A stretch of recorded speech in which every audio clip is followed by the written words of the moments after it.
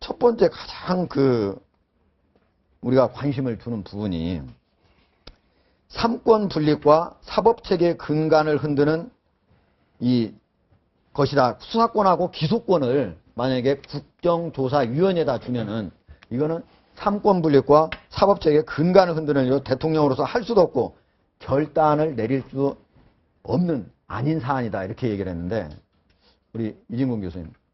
이제 왜냐면 우선 방점이 어디 찍혀 있냐면 대통령으로서는 그 일을 대통령이 관여할 수 있는 일은 아니다는 거. 그러니까 이제까지 계속 대통령이 뭔가 이야기하라. 대통령이 유가족을 만나서 그 이야기 하라 이런데 대통령으로서는 그 일은 대통령이 관여할 수 있는 일이 아니다. 그게 이제 삼권 분립에 위배된다는 그런 얘기고요. 입법권은 이제 국회의 것이니까. 또 하나는 지금 말씀하신 그 수사권 기소권 이야기는 이거는 말하자면 이제 이 법 체계를 지금 또 국가 구조 그 체계 자체를 원칙을 위배하는 게 아니니까 만약에 야당에 대해서 또 국회에 대해서 입법권을 우리가 당분간 이번에 특별한 문제가 있으니까 예외적으로 우리가 좀 행사하겠다. 만약 이러면 받아주겠습니까? 그거나 마찬가지로 검찰은 그래도 정부기관이고 하니까 뭐 그 정도 수사권 기소권은 양보할 수도 있지 않느냐. 뭐 좀 그렇게 말할 수도 있겠지만 자꾸 어떤 특별한 경우 이 경우에는 해줘야 된다. 이런 식으로 예외를 두기 시작하면요. 국가 근본 체계 자체가 박 대통령이 말씀하신 것처럼 흔들릴 수가 있습니다. 그래서 그 점은 조심해야 되겠죠. 네. 김 교수님. 우선 본인이 얘기했던 말을 스스로 무너뜨린 것이 제일 큰 문제예요. 유가족들을 만나서 세월호 특별법을 위해서 최선의 노력을 다하겠다. 근데 그렇게 하지 않았어요. 그동안 한 게 하나도 없습니다. 내용도 잘못됐어요. 왜냐하면 이것은 어떤 한 개인에게 수사권, 기소권을 주는 것이 아니라 특검이 가지고 있는 수사권, 기소권을 진상조사위원회에 결합시키겠다는 것을 요구하는 겁니다. 그러니까 전혀 문제가 없는 거예요. 뿐만이 아니라 삼권 분립을 계속 얘기하는데 그것도 사실은 말이 하나도 되지 않습니다. 왜냐하면 이 교수님도 아시겠지만은 대통령제의 미국에서 필요한 법을 통과시킬 때 여의치 않다. 여야의 갈등이 있다 해서 어떻게 합니까? 대통령이 여야의 중요한 지도자를 불러서 입법 과정에 대한 협조를 얘기하게 돼 있어요. 그러면 뜻만 있으면 할 수 있는 일이었어요.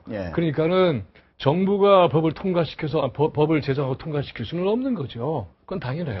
그건 뭐 있을 수가 없는 것이고 이 교수님 말씀하신 대로 삼권 분립이라는 원칙을 어긋나는 것이니까. 그런데 이것은 국민적인 요구고 그 다음에 특별법이 필요한 상황이 그동안 계속 전개되어 왔으니까 또 대통령 본인도 필요하다고 생각을 해서 유가족과 만나서 얘기한 거 아닙니까? 그러면 할 수 있는 최대한을 보이고 나서 근데 이게 잘 안 되더라고요. 라면 앞뒤 갈 수도 있어요. 근데 그런 걸 전혀 하지 않았다. 이런 점에서는 대통령에서 발언은 매우 부적절했다.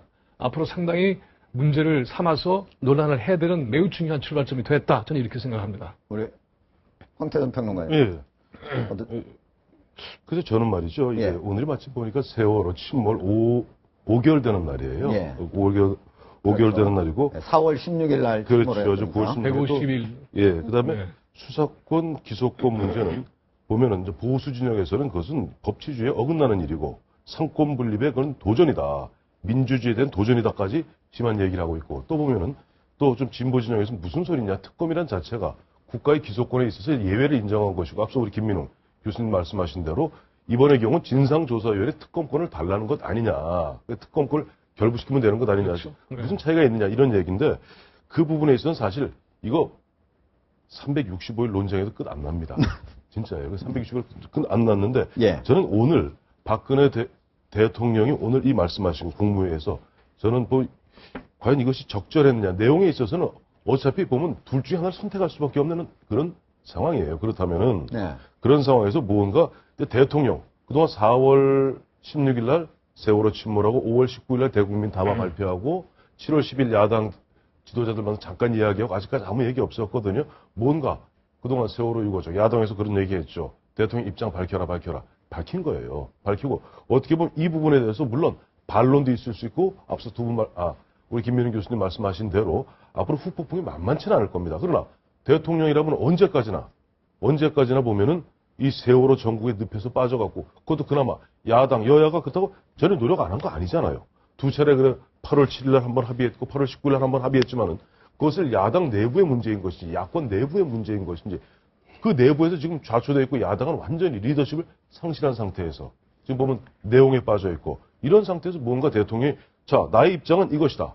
그 나의 입장은 뭐냐니까 이런 부분에 진상조사위원회 수사권 기소권을 부여하는 그런 부분에 자기가 관여하는 자체가 상권분리에 위배되는 것이다. 그건 제 전적으로 동의하고 두 번째 궤변이죠, 2차 합의안에 네. 2차 명백한 궤변입니다. 잠깐만요.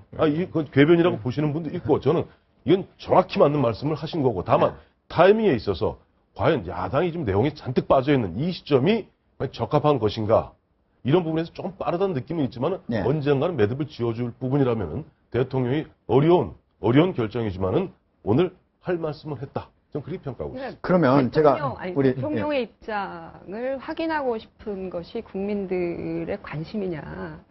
대통령이 세월호 가족의 아픔을 어떤 방식으로 수용하고 또 지금 이렇게 이른바 그 교착 상태에 빠져 있는 이 문제를 국민을 중심으로 풀어가는 대통령의 해안 이런 것들을 의사소통을 통해서 국민들은 보기를 원했던 거예요. 근데 박근혜 대통령께서 오늘 나와서 하신 말씀은 우리가 뭐 논쟁을 할 수도 있지만 그 내용 자체는 사실 여당 대표가 나와서 하는 정도 얘기밖에는 넘어서지 못한 것이죠. 국민들이 실제로 지금 대통령에게 원하는 이 세월호 문제에 대한 해법은 수사권, 기소권 문제를 줘라 말아라. 이런 거에 대한 어떤 판정자로서의 그 의견을 묻는 게 아닙니다. 그거는 협의를 통해서 충분히 대안을 찾아보자라고 하는 것이고 가장 중요한 것은 이런 말씀하시기 전에 세월호 가족들을 한 번이라도 만나시는 게 필요한 거 아니겠습니까?